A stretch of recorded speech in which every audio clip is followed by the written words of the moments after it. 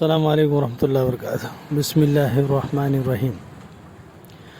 حضرت واحد رحمۃ اللہ علیہ آپ کی وفات میں اختلاف ہے، بعض کے نزدیک 27 صفر 170 ہجری ہے اور بعض کے نزدیک 177 ہجری یا 178 ہجری، نیز 177 اور 186 بھی کہا گیا ہے، اور بصرہ میں آپ کا مزار ہے۔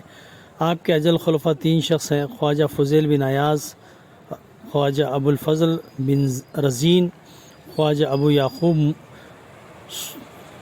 سوسی۔ ان حضرات میں چونکہ ہمارے شجر مذکورہ میں اول الذکر ہیں، اس لیے آئندہ ان کا تذکرہ کرتے ہیں۔ خواجہ فضیل بن ایاز رحمۃ اللہ علیہ ابو علی اور ابو الفضل آپ کی کنیت ہے، بعض نے ابو الفیض بھی لکھی ہے۔ اصل وطن آپ کا کوفہ تھا۔ سمرقند یا بخارا میں آپ کی پیدائش ہوئی۔ آپ کو خلافت خواجہ عبد الواحد رحمۃ اللہ علیہ کے علاوہ ابو ایاز بن منصور بن معمر سلمی ان محمد بن مسلم ان محمد بن حبیب ان ابی بکر صدیق رضی اللہ عنہ سے بھی حاصل ہے، اور اسی طرح سے یہ سلسلہ حضرت صدیق اکبر رضی اللہ عنہ کے واسطے سے حضور صلی اللہ علیہ وسلم تک پہنچتا ہے۔ خواجہ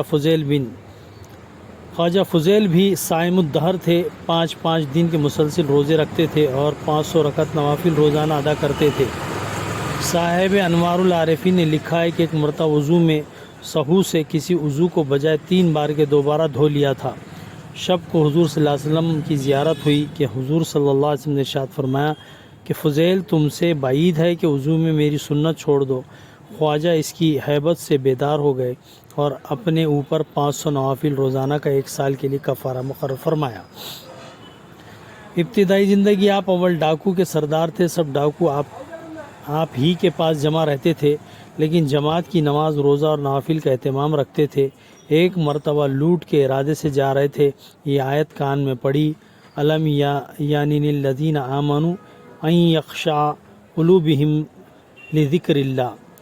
اس آیت کا کان میں پڑھنا تھا کہ نامعلوم کیا اثر کر گئی کہ زار رونے لگے، وہ آن و جان و آناب کہنے لگے۔ حق تعالیٰ جل شانہ کو جب کوئی کام مقصود ہوتا ہے تو اس کے مناسب اسباب مہیا فرما دیتے ہیں۔